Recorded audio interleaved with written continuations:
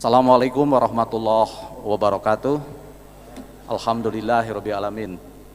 Saya ucapkan terima kasih kepada panitia di bawah bimbingan Prof. Suwarno, para WD3, Budi dan kawan-kawan, juga kepada Presiden BEM Rema. Terima kasih. 33 tahun yang lalu saya duduk seperti Anda.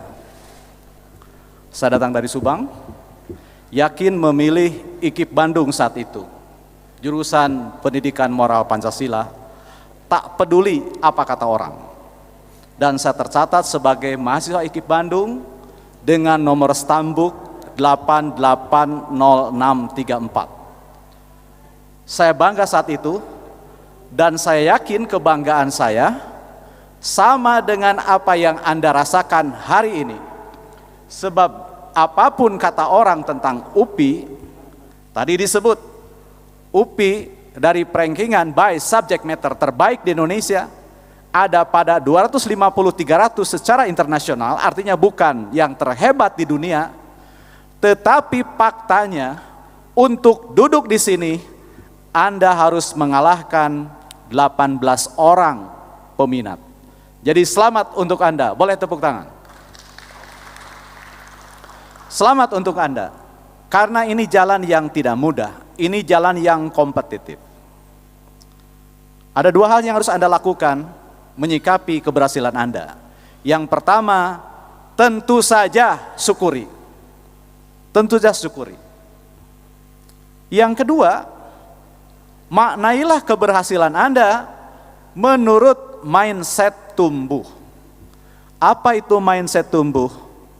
Mindset tumbuh adalah kemampuan untuk mengembangkan diri dan terus melakukannya, terutama ketika situasi sedang tidak mendukung. Jadi kalau Anda ingin berkembang karena mood sedang baik, kalau Anda sedang berkembang karena hubungan dengan pacar Anda sedang mulus, kalau Anda ingin berkembang dan termotivasi karena banyak uang, itu belum tentu mindset tumbuh. Mindset tumbuh akan diuji ketika Anda harus mengembangkan diri padahal support, padahal dukungan, padahal situasi tidak menguntungkan. Misalnya Anda diputuskan pacar, misalnya Anda ditinggal, meninggal oleh ibu atau bapak, oleh siapapun, tapi Anda tetap survive, tetap berjuang, berarti Anda itu mindset tumbuh. Dan harus Anda yakini, keberhasilan Anda, nilai ujian yang Anda raih di SMA, itu bukan harga mati, bukan sebuah kristal, tetapi sesuatu yang bisa berubah. Jadi, kesuksesan itu ibarat otot. Jadi saya melihat Presiden BEM Rema jadi ingat otot. Kesuksesan seperti otot, kecerdasan seperti otot, kemampuan seperti otot. Artinya apa? Bisa dibentuk dan berarti bisa hilang. Jadi Anda lulus ke IPI karena Anda punya prestasi, Anda lulus ke UPI karena punya nilai baik, tetapi tidak ada jaminan nilai Anda akan baik selamanya kalau tidak menempuh usaha yang fokus pada strategi yang jitu dan didukung oleh teman dan tradisi belajar. Jadi yang Anda butuhkan hanya 3. 1, bersyukur. 2, percaya pada proses. Dan 3, menciptakan lingkungan, teman, organisasi, pergaulan yang bisa memacu Anda. Yang kedua, saya juga mengucapkan selamat datang di dunia kampus. Inilah universitas. Dan ingin saya ingatkan, hawa murni universitas yang dicanangkan sudah 2 abad silam oleh seorang pemikir di Inggris, namanya John Henry Newman. Dia jelaskan, universitas berdiri dengan misi dan tujuan yang khas, bukan menciptakan kesan moral atau produk mekanis, tetapi universitas ada untuk menempa nalar dan membangun budaya akademik. Universitas hadir untuk menciptakan orang-orang intelek yang mencintai kebenaran dan meresapinya. Jadi kata kunci universitas adalah berpikir tajam, berpikir bebas, intelektualitas, dan pemihakan yang nyata terhadap kebenaran. Silahkan, mari kita hirup hawa murni universitas. Karena jika Anda hadir membawa nama universitas, orang akan menghargai. Saya pernah berdiskusi hangat dengan seorang menteri koordinator di Republik ini dalam sebuah acara perdebatan. Dia katakan begini, silahkan Prof. Karim sampaikan apapun yang ini Anda katakan. Saya ridho dimarahi oleh seorang profesor yang datang dari kampus dan jujur. Kenapa? Karena dia bilang kemarahan seorang profesor adalah kearifan dengan intonasi yang ditinggikan. Ini artinya apa? Mana ada orang yang mau dimarahi, tapi seorang pejabat publik mau dimarahi oleh seorang profesor yang datang dari kampus. Karena dia percaya seorang profesor, seorang kampus, mahasiswa sekalipun tidak akan pernah menghakimi keadaan berdasarkan prasangka semata. Dia tidak akan memaki masa lalu, dia tidak akan menista keadaan berdasarkan pandangan subjektif, sebab kompas kita hanyalah fakta, nurani, dan kejujuran. Tapi sayang, harus saya katakan, Anda mahasiswa baru seperti tulang lunak. Maaf, mengapa saya bilang mahasiswa baru seperti tulang lunak? Anda penting, tapi rawan patah. Mahasiswa baru penting, mahasiswa penting. Pertama, karena tanggung jawab sejarah, karena warisan sejarah. Tadi Presiden BEM Rema sudah mengingatkan komitmen moral mahasiswa baru. Komitmen moral mahasiswa. Dan kita tahu, bukan hanya pemikir Indonesia, bahkan Indonesianis sekalipun mengingatkan bahwa ketika kesadaran berbangsa Indonesia tertidur, mahasiswalah yang membangunkannya. Sehingga lahir berbagai organisasi pergerakan, apa itu Budi Utomo, Syarikat Islam, Syarikat Dagang Islam, dan seterusnya. Lothrop Stoddard yang mengatakan itu, bukan Karim Suryadi, ini kesaksian, fakta historis, peran kesejarahan mahasiswa. Tapi Anda tidak boleh terbebani oleh beban sejarah, karena setiap orang punya konteks, dan konteks perjuangan itu yang akan melahirkan siapa pahlawan kala itu. Yang kedua, mahasiswa pun penting. Kenapa? Karena menjadi andalan mimpinya Indonesia untuk mencapai Indonesia emas pada 2045. Mengapa saya gariskan ini? Karena Bappenas sudah mencanangkan Indonesia akan menikmati bonus demografi pada 2045 karena struktur penduduk Indonesia tergolong struktur muda. Ini berkah. Kalau Amerika dikenal sebagai benua tua, Jepang dikenal sebagai negara tua karena mayoritas penduduknya berusia lanjut, Indonesia dianugerahi Tuhan akan punya kekayaan tenaga kerja yang sangat melimpah pada tahun 2045. Tetapi ini perjudian.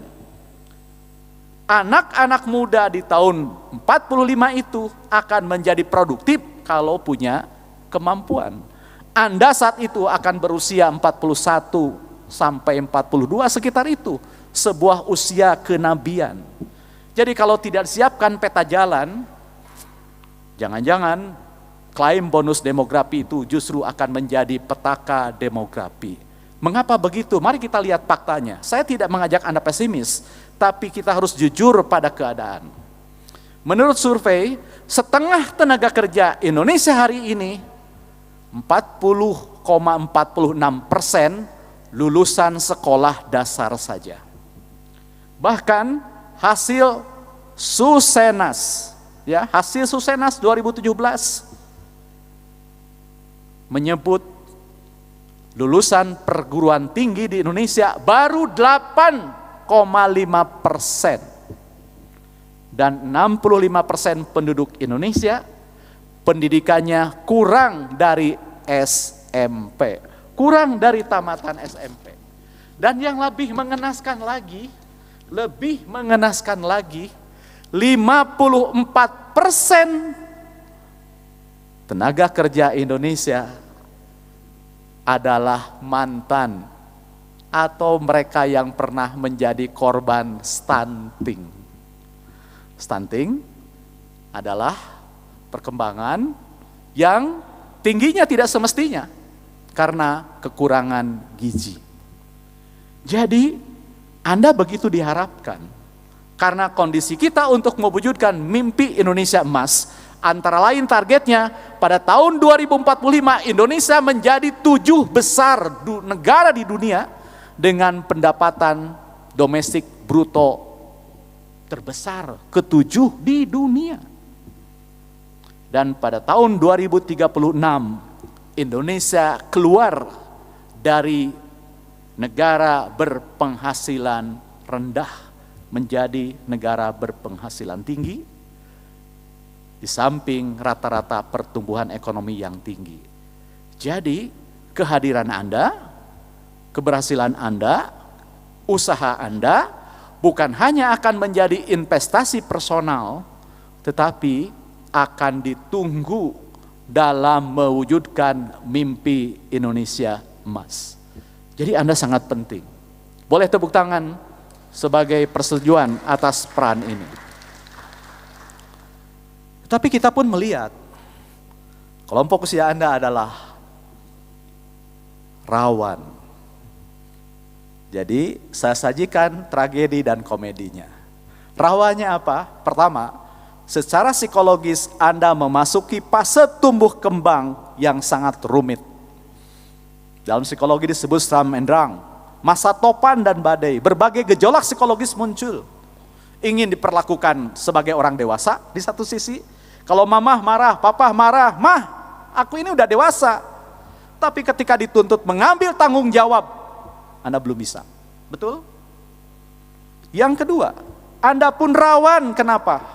Karena kelompok usia Anda menurut survei Carroll adalah pengguna media sosial paling tinggi. Lebih dari itu, kelompok Anda pun adalah pengguna paling aktif di media sosial. Ini yang menjadi fokus kita pagi ini. Mengapa saya melaunching Karim Suryadi Channel? Selain karena saya latar belakang komunikasi politik, tapi didorong oleh fakta mengenaskan. Saya korban hoax.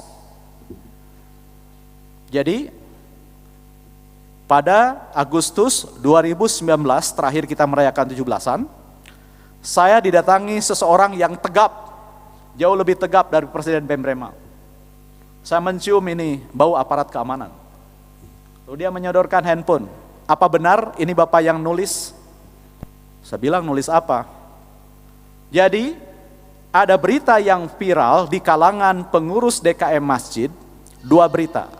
Berita pertama, Karim Suryadi menjadi khotib di London. Itu betul, betul sekali. Karena 2017 saya sebulan di London. Berdiskusi dengan komunitas muslim, berdiskusi dengan kalangan kampus, termasuk OXIS, Oxford University for Islamic Studies, termasuk juga mereka yang ingin tahu dengan Islam. Saya juga ceramah, bahkan khutbah di KBRI, itu benar. Sumber beritanya, sumber berita kantor berita Antara. Di bawah berita itu, dicantelkanlah sebuah berita berjudul, Islam akan pamit dari Indonesia oleh Prof. Karim. Coba, kalau orang sekilas karena di atasnya Karim Suryadi, sumbernya resmi kantor berita Antara, di bawahnya ada berita dengan nama Karim, pasti menunjuk ke saya, betul tidak? Dan itu yang dilakukan oleh Serse itu. Saya bilang kalau Bapak mau nangkap saya silahkan tangkap. Tetapi kalau Bapak mau bertindak cerdas, Bapak bisa bandingkan judul dan isi tulisan itu dengan tulisan-tulisan Karim Suryadi yang bisa ditemukan di mana-mana. Sebab saya tidak pernah menulis judul sepanjang itu seperti judul sinetron di salah satu TV nasional. Panjang. Ketika suami dikhianati istri yang berpura-pura menjadi pembantu. Tidak pernah judul seperti itu, karena itu bukan judul komunikasi jurnalistik. Akhirnya dia pulang, kemudian saya kontak siswa saya di Sesko TNI yang menjadi As-Intel Kodam.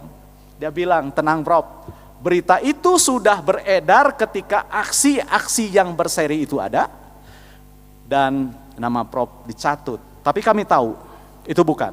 Sebab pernah nama penulisnya diganti. Jadi ada orang yang dengan sengaja menebarkan hoax dengan tujuan tertentu. Karena itu apakah Anda heran ketika Microsoft mengeluarkan survei, ya, survei Digital Civility Index yang menempatkan netizen Indonesia sebagai warganet paling tidak sopan di Asia Tenggara? Anda kaget tidak? Kaget tidak? Kesal tidak? Sayangnya hasil survei itu dibaca tidak tuntas. Ini yang ingin saya sampaikan sekarang. Survei itu sering dijadikan oleh penguasa, oleh yang selama ini kita kritik oleh kalangan kampus, sebagai alat untuk menuduh balik bahwa gara-gara gemar menciptakan hoax, kita ditetapkan sebagai negara paling tidak sopan. Padahal kita negara yang santun, punya pekerti luhur. Itu yang terkandung dalam 4 pilar kan seperti itu. Tapi faktanya kita terendah tingkat kesopanan kita. Tapi kalau kita baca laporannya, kita akan mendapatkan sebuah paham bahwa ada 3 indikator yang digunakan survei itu. Mengapa kita ditempatkan sebagai negara yang tidak sopan, bukan semata-mata karena hoax, tetapi kita mendapatkan poin besar dalam ketidaksopanan karena 1, hoax, 2, penipuan online. Jadi kalau Anda sering mendapatkan SMS, WA tipuan, itu pertanda negara kita tidak sopan. Yang kedua, meningkatnya diskriminasi, ucapan kebencian, ujaran kebencian, ideologi kebencian. Tapi kita melihat ada kabar gembiranya begitu. Kabar positifnya apa? Kabar positifnya disampaikan oleh para penyerbu Microsoft. Jadi ini yang harus kita pahami. Jadi setelah Microsoft mengeluarkan hasil survei itu, sontak akun Microsoft diserbu oleh netizen Indonesia. Dan kalau kita melihat, bukan hanya itu saja terjadi penyerbuan akun-akun oleh netizen Indonesia. Ketika pasangan gay di Thailand menikah, wah dia diserbu, dan dia tidak ngerti apa yang dikatakan netizen Indonesia. Tetapi setelah diterjemahkan mereka stres, merasa dianggap sebagai penyebab kiamat sudah dekat, disebut sebagai gila, sampai mendapat ancaman pembunuhan. Yang paling heroik tentu saja ketika tim bulu tangkis Indonesia dipaksa mundur dari All England, maka akun Badminton World Federation diserbu oleh netizen Indonesia. Tapi yang paling menarik itu adalah serbuan terhadap seleb TikTok dari Filipina yang diserbu para wanita-wanita yang panas karena dia terlalu cantik dan menganggap pacarnya mengidolakan dia. Tapi kita juga heran ketika serbuan itu salah tembak. Seorang komedian Inggris menderita salah tembak karena dianggap dia menjadi service judge ketika Hendra Ahsan bertanding melawan pasangan Inggris, padahal dia akun komedian Stephen Fry. Dan lebih hebat lagi, ketika Olimpiade digelar di Tokyo, netizen Indonesia lah yang paling menghebohkan Zehra Gunes. Dibilang dia seorang putri berparas cantik yang berwajah lembut, namun dengan spike yang mematikan. Gempar tah. Dan konon netizen ibu-ibu senang ketika tim Turki itu ditekuk oleh Korea Selatan di perempat final karena tidak lagi menyaksikan bapak-bapaknya di depan TV melototi Zehra Gunes main voli. Ini lucu gitu. Ini lucu. Mengapa ini lucu? Mengapa ini saya bilang titik rawan? Karena saya tanya kepada anak saya, nah coba kamu tulis, apa sebenarnya virus digital yang mengancam anak-anak seusia kamu? Dia ngasih saya 10, tidak sedikit, ngasih 10. Pertama dia sebut, iri dengki.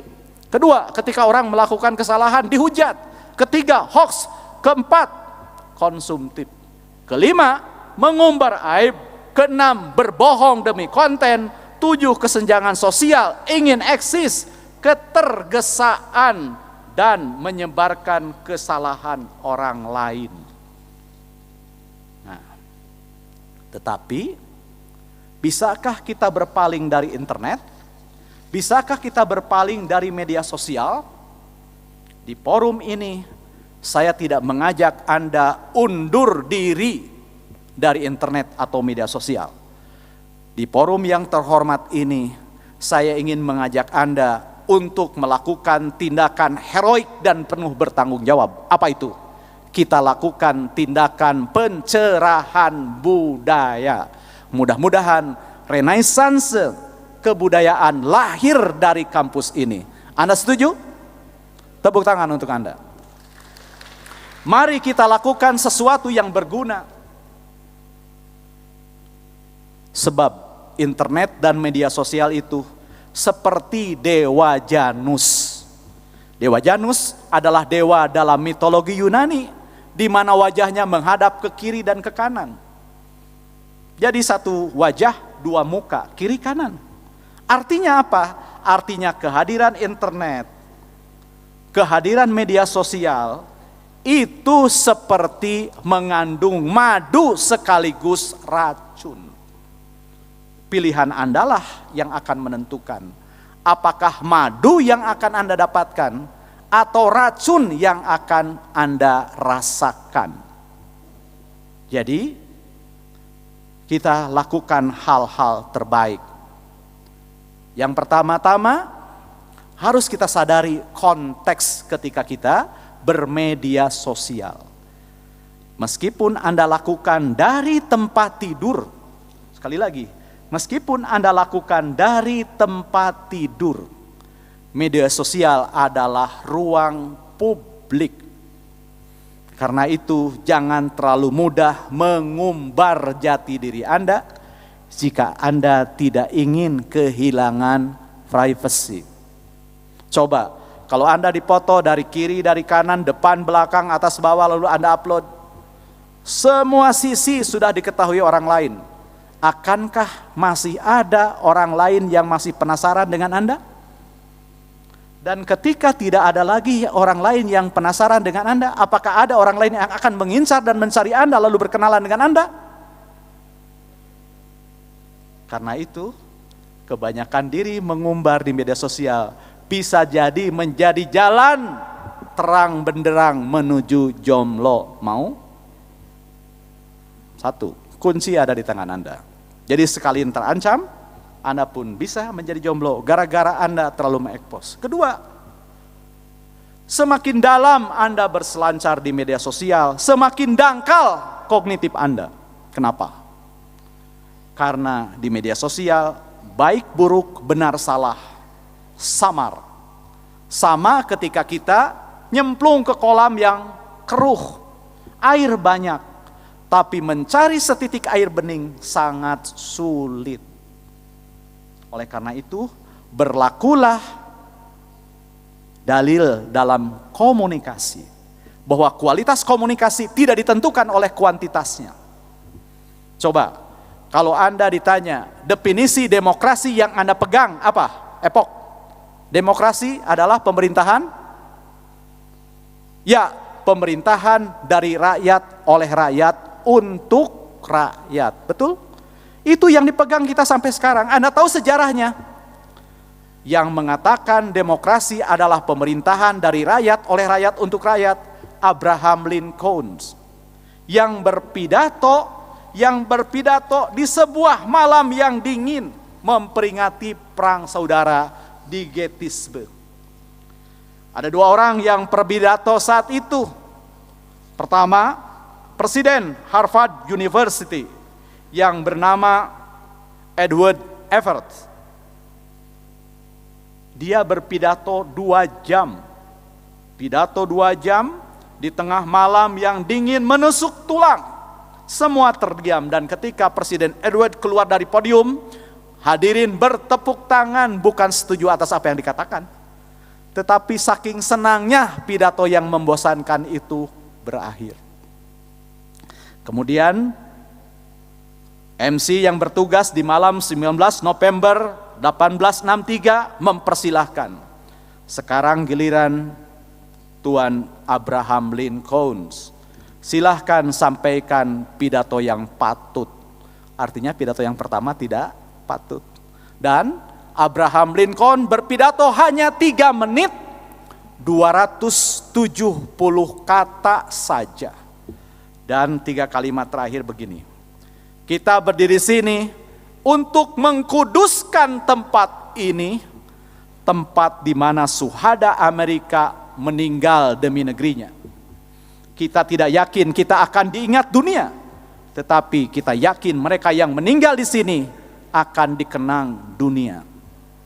Kita percaya demokrasi, pemerintahan dari rakyat dan oleh rakyat tidak akan pernah sirna di muka bumi. Thank you very much. Jadi demokrasi sebagai pemerintahan dari rakyat oleh rakyat untuk rakyat lahir dari atas kuburan, dipidatokan selama 3 menit dan disampaikan dalam 270 kata saja, tapi bertahan hingga 2,5 abad lebih. Bandingkan dengan pidato yang 2 jam tapi tak membekas dan menyisakan apapun. Itulah yang saya anut. Kalau saya pidato selalu pendek. Kalau saja Profesor Suwatno tidak memberi saya 30 menit, saya sudah mengakhiri dari tadi. Alasan saya sederhana, karena semakin banyak hal saya katakan, berarti semakin banyak hal yang harus saya pertanggungjawabkan. Nah, karena itu, mari kita sucikan budaya kita, bersihkan budaya kita dengan membangun 3 kekuatan. Yang pertama, kita ciptakan nilai baru. Bahwa bermedia sosial kita lakukan seperlunya saja. Bukan lamanya, bukan dalamnya, tapi apa yang kita butuhkan. Cari apa yang kita perlukan.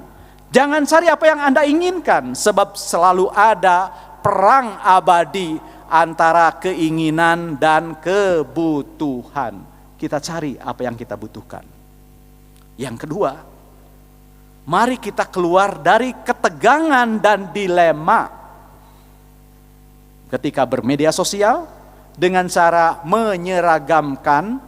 dengan cara menambah keragaman sumber. Jangan terpaku pada satu laman atau situs, karena bisa jadi dia bukan situs terbaik atau laman paling akurat. Jadi nanti kalau di rumah silakan Anda kunjungi Karim Suryadi Channel. Mudah-mudahan Anda menjadi bagian dari ikhtiar bersama ini. Silahkan subscribe, silahkan share.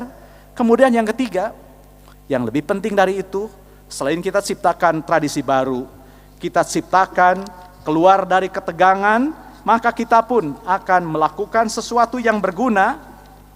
Apa itu? Kita mengambil tanggung jawab. Taking responsibility. Mengapa? Karena diam terhadap kejahatan berarti menanam. Di dunia ini tidak ada yang lebih kejam selain pembiaran. Orang marah, orang yang murka masih diharapkan bisa melahirkan keindahan, betul tidak? Ada lagu-lagu bernada marah, ada lagu bernada sedih, tapi tidak ada kebaikan dari pembiaran. Sungguh dalam situasi apapun, pembiaran hanya menguntungkan musuh. Yang terakhir, apa yang harus kita lakukan untuk menegakkan etika bermedia sosial bagi penguatan 4 pilar kebangsaan? Kita lakukan yang terperinci.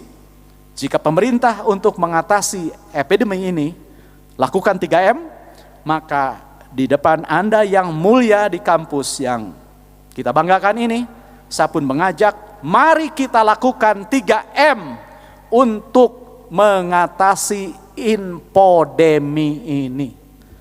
Untuk mengatasi miskomunikasi, kekacauan komunikasi, kebutralan komunikasi dengan melakukan 3M. M pertama, mengerem telunjuk.